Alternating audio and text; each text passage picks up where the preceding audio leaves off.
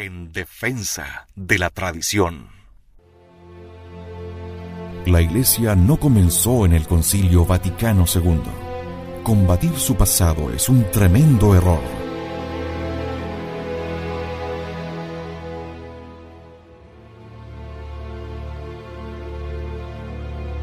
En defensa de la tradición, nos dedicamos a demostrar el terrible daño que ha producido el abandono de la tradición de la Iglesia.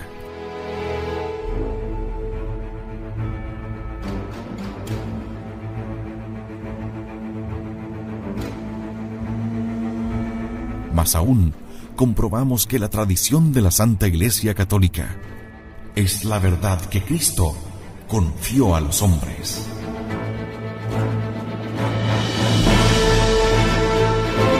En defensa de la tradición. En Convicción Radio.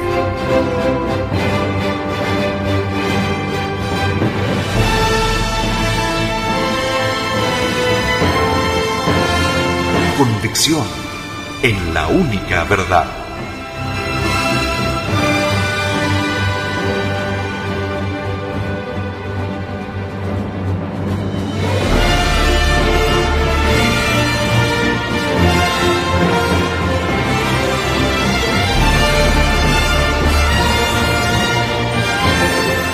Porque la Santa Iglesia Católica Apostólica Romana es la única iglesia de nuestro Señor Jesucristo.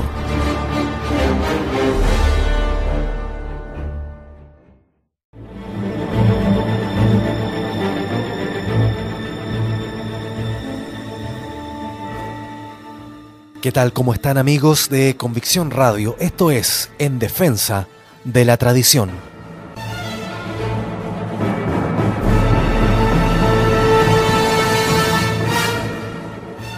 Consideramos muy importante para comprender en cabalidad el proceso desencadenado contra la Iglesia Católica el indagar en los errores del liberalismo, y que mejor para ello que recurrir a Monseñor Marcel Lefebvre de su libro Le Destronaron, donde precisamente realiza un análisis exhaustivo del liberalismo y sus errores. Y esto desde la perspectiva del estudio que estamos haciendo de los pilares que conforman el modernismo, que lo recorren por completo. Estamos hablando de Martín Lutero, Emmanuel Kant, Hegel, de quienes hemos estado hablando en los últimos capítulos. Entonces, vamos con esta crítica del liberalismo, nuestro Señor Jesucristo y el liberalismo.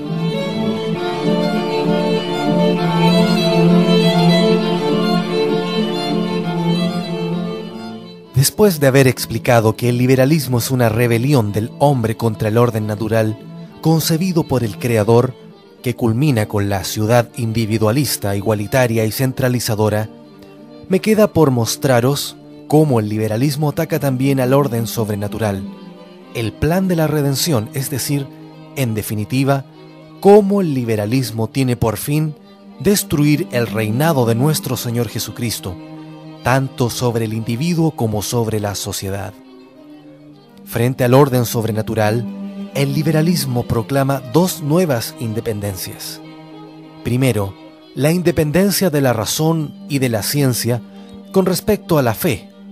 Es, con toda propiedad, el racionalismo, para el cual la razón, juez soberano y medida de lo verdadero, se basta a sí misma y rechaza todo dominio extraño.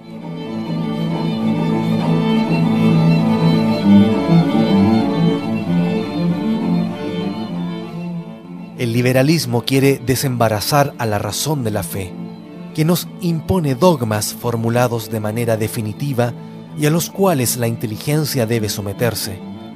La simple hipótesis de que ciertas verdades pueden superar las capacidades de la razón es inadmisible. Los dogmas deben entonces ser sometidos al tamiz de la razón y de la ciencia, y ella de una manera constante, a causa de los progresos científicos. Los milagros de Jesucristo, lo maravilloso de la vida de los santos, debe ser reinterpretado, desmitificado.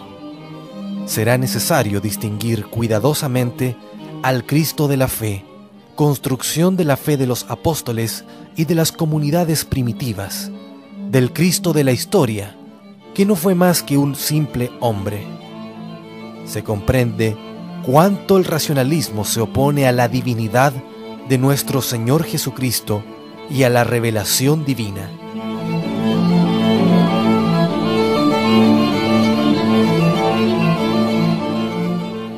La segunda independencia que proclama el liberalismo es la independencia del hombre respecto de la familia, de la profesión y sobre todo del Estado, en relación a Dios, a Jesucristo, a la Iglesia.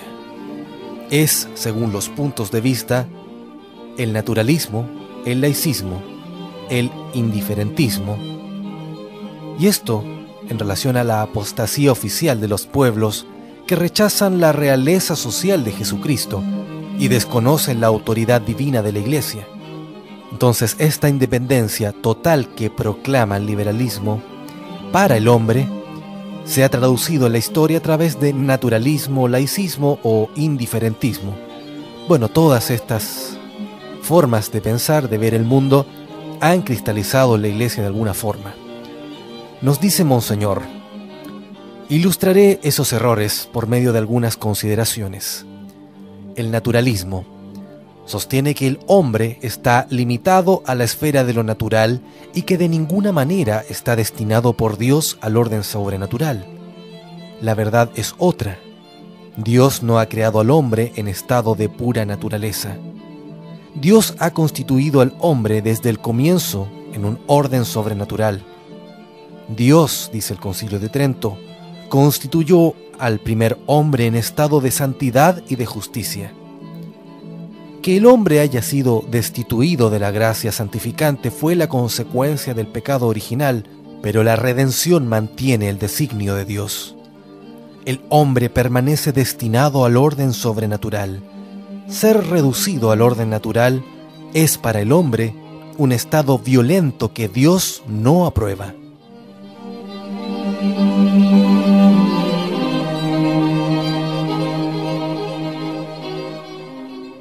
Así, en el estado de la humanidad concretamente querido por Dios, la sociedad no puede constituirse ni subsistir fuera de nuestro Señor Jesucristo. En la enseñanza de San Pablo podemos leer: pues por Él fueron creados todas las cosas en los cielos y en la tierra. Todo ha sido creado por Él y para Él. Él es antes que todas las cosas, y todas subsisten por Él. El designio de Dios es de recapitular todo en Cristo, es decir, conducir todas las cosas a una sola cabeza, Cristo. El Papa San Pío X tomará esas mismas palabras de San Pablo como divisas: omnia instaurare en Cristo. Todo instaurar, todo restaurar en Cristo. No solamente la religión, sino también la sociedad civil. En una carta del 25 de agosto de 1910, nuestro cargo apostólico, una carta sobre le sillón, un error condenado por San Pío X, el sillonismo, de lo cual también deriva la democracia cristiana, muy interesante documento, dice San Pío X lo siguiente, comillas: no, venerables hermanos, es necesario recordarlo enérgicamente en estos tiempos de anarquía social e intelectual, en los cuales cada una se coloca como doctor y legislador. No se construirá la sociedad de un modo diferente a como Dios la ha edificado. No se edificará la sociedad si la Iglesia no pone las bases y no dirige los trabajos. No, la civilización no está por inventarse, ni la ciudad nueva por edificarse en las nubes. Ella es la civilización cristiana, es la ciudad católica. No se trata más que de instaurarla y restaurarla sin cesar, en sus cimientos naturales y divinos, contra los ataques siempre renacientes de la utopía malsana, de la rebelión y de la impiedad. Omnia instaurare in Cristo.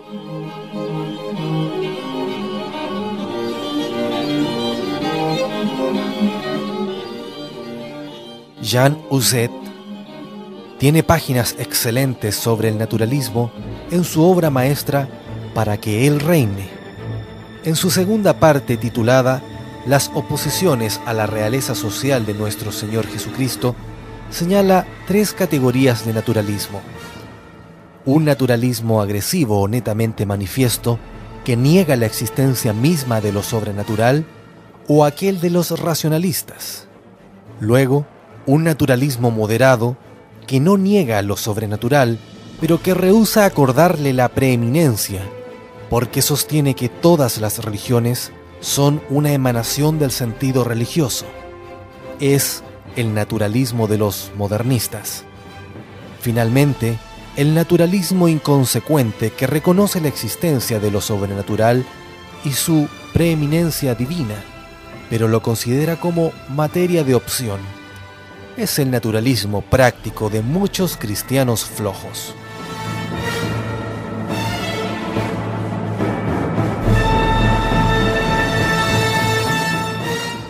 El laicismo es un naturalismo político. Sostiene que la sociedad puede y debe ser constituida y que puede subsistir sin tener para nada en cuenta a Dios y a la religión, sin tener en cuenta a Jesucristo, sin reconocer su derecho a reinar, es decir, de inspirar con su doctrina toda la legislación del orden civil. Los laicistas quieren en consecuencia separar el Estado de la Iglesia, puesto que el Estado no favorecerá a la religión católica y no reconocerá los principios cristianos como suyos.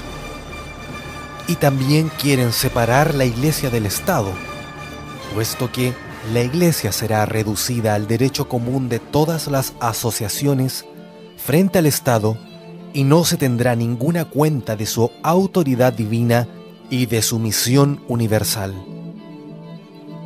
En consecuencia, se establecerá una instrucción e incluso una educación pública, a veces obligatoria y laica, es decir, atea.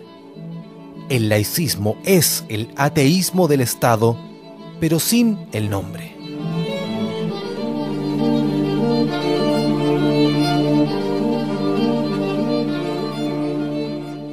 Claramente, el laicismo ha penetrado en la Iglesia a través de la libertad religiosa proclamada en una declaración del Concilio Vaticano II.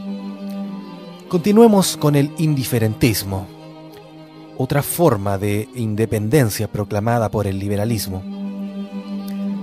El indiferentismo proclama indiferente la profesión de una religión o de otra cualquiera.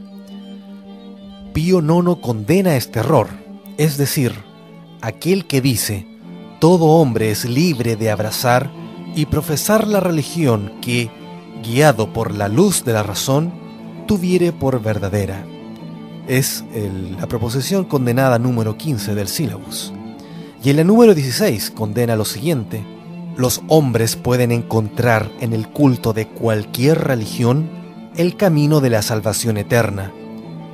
Y la proposición número 17 condena lo siguiente: deben tenerse fundadas esperanzas acerca de la eterna salvación de todos aquellos que no se hallan en modo alguno en la verdadera Iglesia de Cristo. Es fácil descubrir las raíces racionalistas o modernistas de esas proposiciones. A ese error se agrega el indiferentismo del Estado en materia religiosa. El Estado establece por principios que no es capaz, es decir, es agnóstico, de reconocer la verdadera religión como tal y que debe acordar la misma libertad a todos los cultos.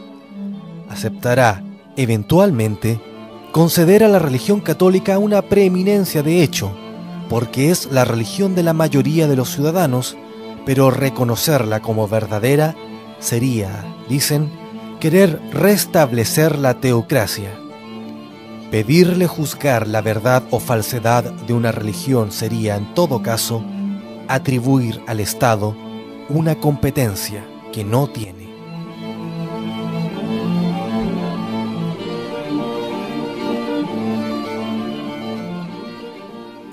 Es el actuar de la revolución, Este cuadro que nos relata Monseñor Marcel Lefebvre es una descripción muy exacta de la situación del Estado hoy día, de las relaciones entre las iglesias, entre el Estado y las iglesias, y del ecumenismo reinante. Entonces, resulta muy importante de cara a seguir analizando la sucesión de pensadores que fueron contribuyendo a la aparición y consolidación del modernismo, primero fuera de la iglesia y después absolutamente infiltrada y haciendo prevalecer sus principios.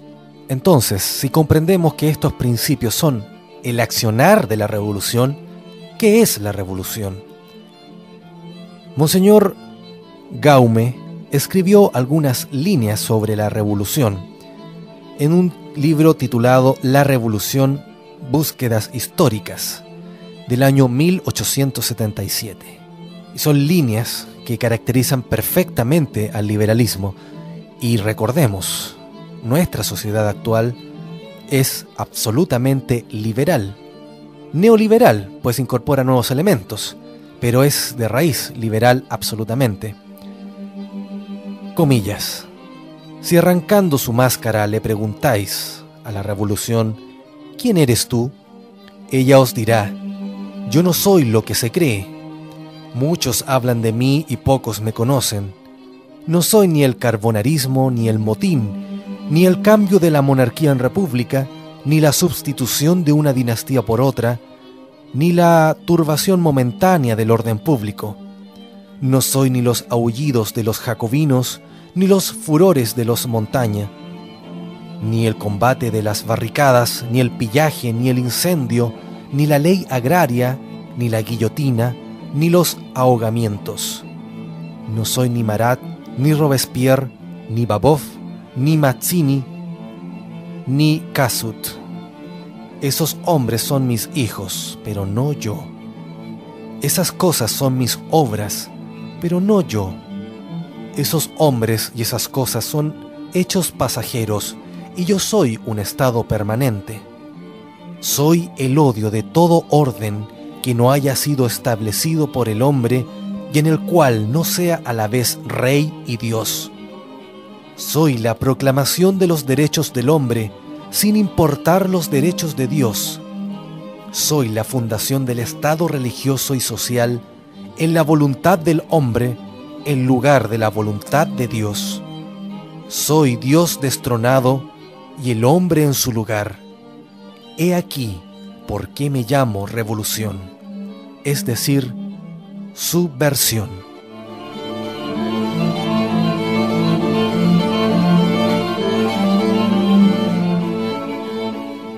La revolución genera procesos que se van renovando periódicamente, que se van reformulando. Y hoy día lo podemos ver con esta nueva clase proletaria, este nuevo movimiento social que viene a reemplazar de alguna forma al movimiento obrero. Es el movimiento estudiantil de evidentes tintes revolucionarios, pero con nuevos objetivos: la autogestión, la horizontalidad. La autogestión, por cuanto es el más puro estado del hombre endiosado, libre de todo, independiente de todo. Tal vez podríamos decir la versión más extrema del liberalismo, llevado ya a una versión acratista. El hombre, y en este caso el joven, emancipado de los padres, de los maestros, del Estado, de las leyes y, en último término, de Dios y por supuesto de la Iglesia.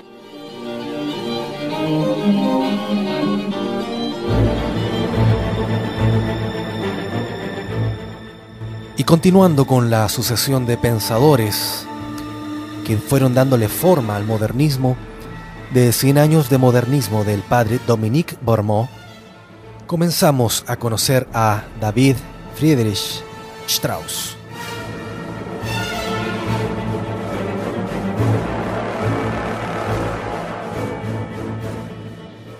El Evangelio mítico de Strauss. La crítica bíblica en sí misma no es ni protestante ni racionalista. Nació con la propia Biblia. y los católicos fueron los primeros en defender y explicar los libros sagrados. Sin embargo, en nombre de la crítica científica, fueron muchos los filósofos que atacaron los evangelios. Ya en el siglo I, Celso negó la encarnación para reducir a Jesús a un simple hombre. Poco después, Porfirio realizó un ataque de gran envergadura cuyo único motivo fue el rechazo de la cruz, locura y escándalo a sus ojos. Eso no indica hasta qué punto, desde los comienzos, una parte de los estudios críticos del Evangelio, en vez de interesarse por la historia real, se vio adulterada por prejuicios filosóficos o teológicos. Por desgracia, esta es una característica común a todos los críticos protestantes, repetida a coro por los modernistas de origen católico.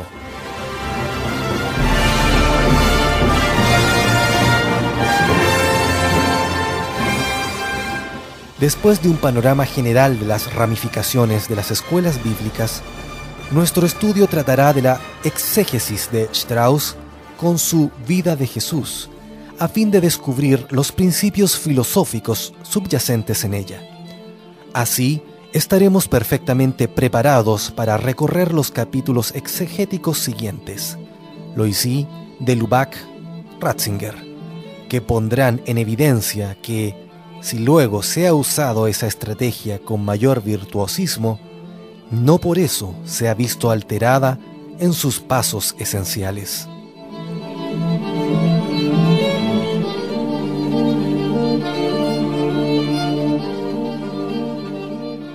Aunque la Sagrada Biblia ha sido desde siempre objeto de profundos estudios, la crítica bíblica aumentó considerablemente con Lutero y Descartes.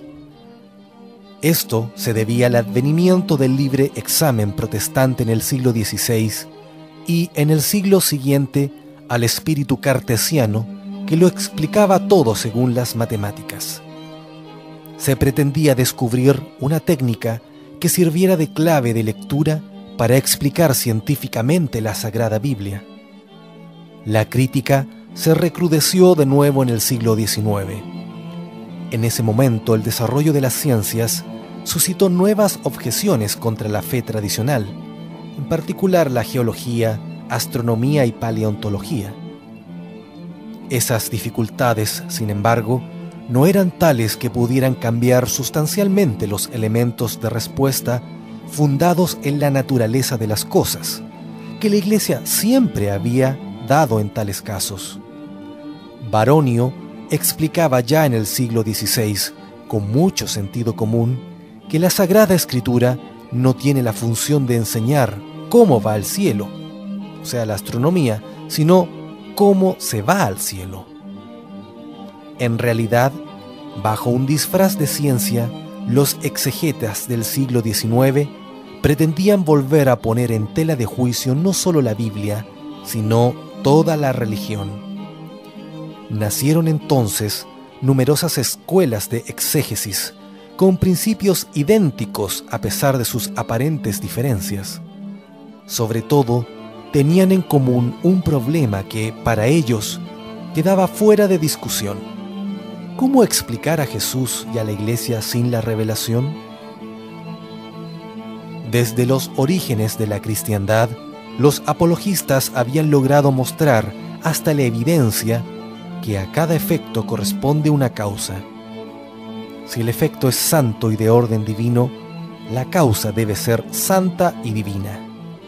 La santidad y la divinidad de la Iglesia nos conducen a su fundador, y ese fundador fue un profeta, un taumaturgo y un ser divino según toda la tradición oral y escrita. Ahora bien, lo que 18 siglos de fe católica y 3 de creencia luterana habían aceptado tranquilamente como algo evidente, lo atropellaron algunos doctores en teología protestante. Al hacer eso, se enfrentaron con un problema que nadie antes había imaginado, el de aceptar a Jesús y a su Iglesia negando la revelación divina. Hasta ese momento, los críticos, incluso los que hacían alarde del pomposo título de científicos, habían creído en el principio de causalidad, base de toda ciencia. En lo sucesivo, las especulaciones bíblicas cambiaron de rumbo. Se las ingeniaban para demostrar que la existencia de la Iglesia y de Jesucristo no probaba la existencia de una revelación histórica de Dios. Pero, ¿cómo se podía negar que Dios hubiese hablado a los hombres y al mismo tiempo conceder un fondo de verdad histórica a Jesucristo, el personaje enigmático que fundó esa molesta sociedad que es la Iglesia? Está claro que ese súbito cambio no había llovido del cielo un hermoso día de primavera. La Ilustración prusiana, salida de las logias masónicas, con su concepción racionalista y sentimental de la religión, había tenido algo que ver en esa revolución exegética.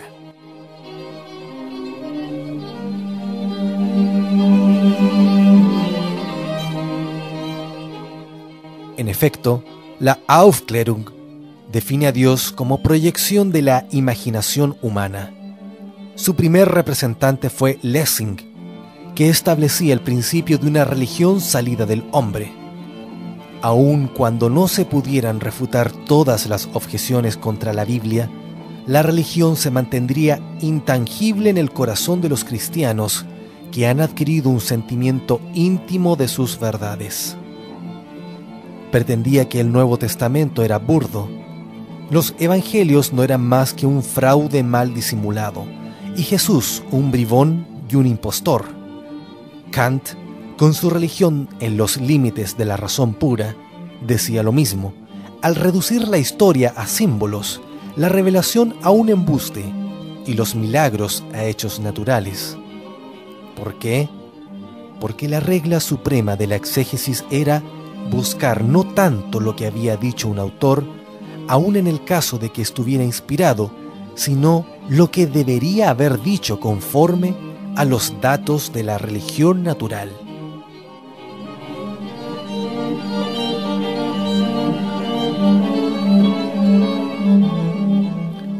Menos brutal, pero no menos radical, un cierto Paulo, muerto en 1851, hijo de un pastor dado al espiritismo, intentó explicar todos los relatos evangélicos según el principio naturalista. Lo que está por encima de las leyes de la naturaleza no existe, dejando de lado la descabellada idea de un Jonás que se queda algunos días en una casa de juego llamada La Ballena, pasaba por el tamiz los diversos milagros y profecías de Jesús. Así, los apóstoles decían que vieron a Jesús caminar sobre las aguas porque la niebla les hacía confundir los planos. El frío fue el que reanimó a Jesús en el sepulcro, etc.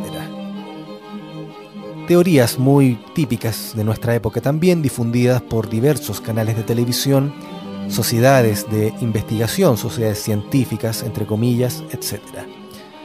Esa exégesis pretendía conservar los evangelios sin los evangelistas, pero reducir a proporciones naturales un relato permanentemente concebido desde el punto de vista sobrenatural es como tratar de quitarle la sal al mar. No hizo falta mucho tiempo para caer en la cuenta. El ataque de Paulo fue tan exagerado que los mismos racionalistas rechazaron esas extravagancias. Aprendieron la lección y se pusieron manos a la obra para encontrar una solución mejor, algo mucho más presentable.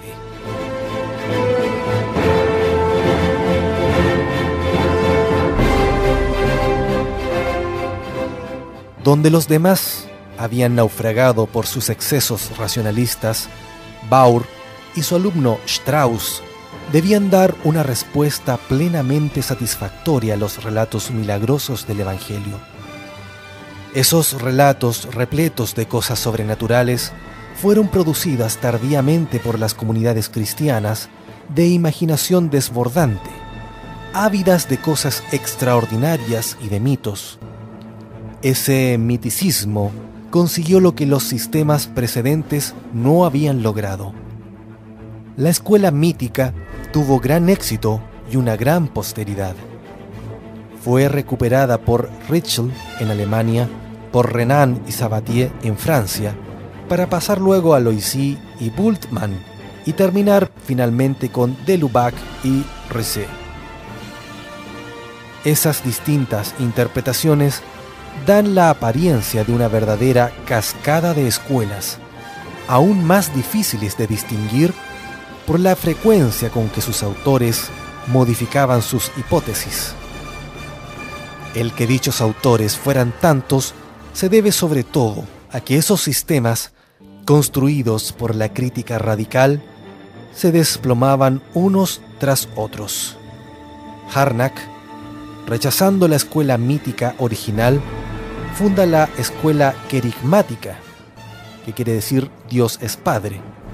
Loisy ataca a Harnack fundando la escuela escatológica, es decir, de la inminencia del fin del mundo. Como la escuela escatológica no podía explicar el éxito del cristianismo en el mundo grecorromano, bastante indiferente a las fantasías del mesianismo israelita, se funda entonces la escuela sincretista, es decir, el cristianismo es la amalgama de las religiones no cristianas. Ese último avatar se ve suplantado por la poderosa historia de las formas de Bultmann, a la cual Loisy se aferró hacia el fin de su vida. La historia de las formas detenta hoy día el monopolio de la crítica, como diremos posteriormente. Esa proliferación de críticas radicales refleja la enorme influencia que tuvo la crítica mítica de Strauss.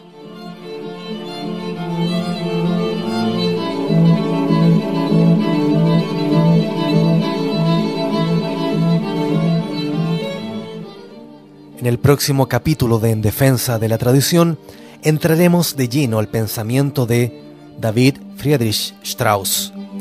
Asimismo, vamos a retomar la crítica del liberalismo de la mano de Monseñor Marcel Lefebvre.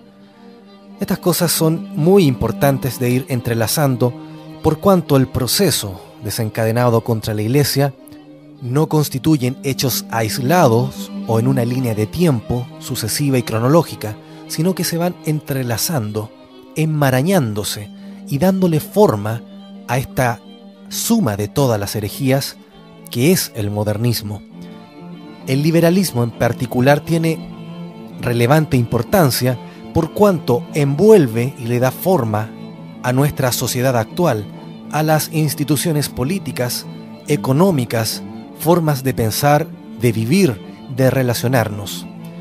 De hecho, cuando leíamos lo referente a la independencia, a las dos independencias que proclama el liberalismo, era un cuadro que refleja absolutamente la situación actual de nuestra sociedad, asimismo como aquella definición de la revolución que realizaba Monseñor Gaume. Muchas gracias por la audición, que Dios nos bendiga a todos y será hasta un próximo En Defensa de la Tradición.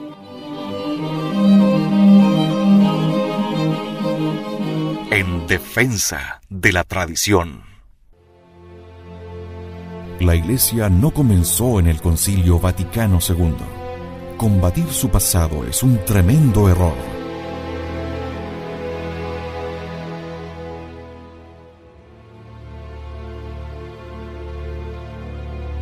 En Defensa de la Tradición, nos dedicamos a demostrar el terrible daño que ha producido el abandono de la tradición de la Iglesia.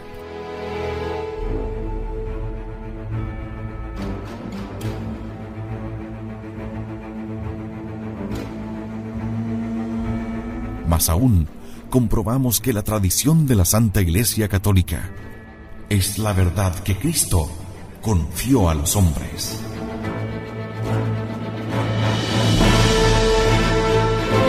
En Defensa de la Tradición. En Convicción Radio.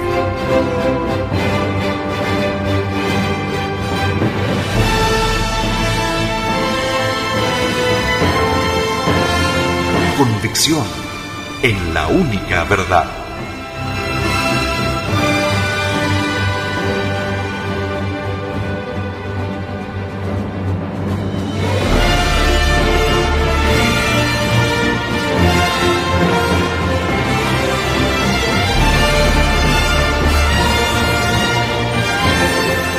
porque la Santa Iglesia Católica Apostólica Romana es la única iglesia de nuestro Señor Jesucristo,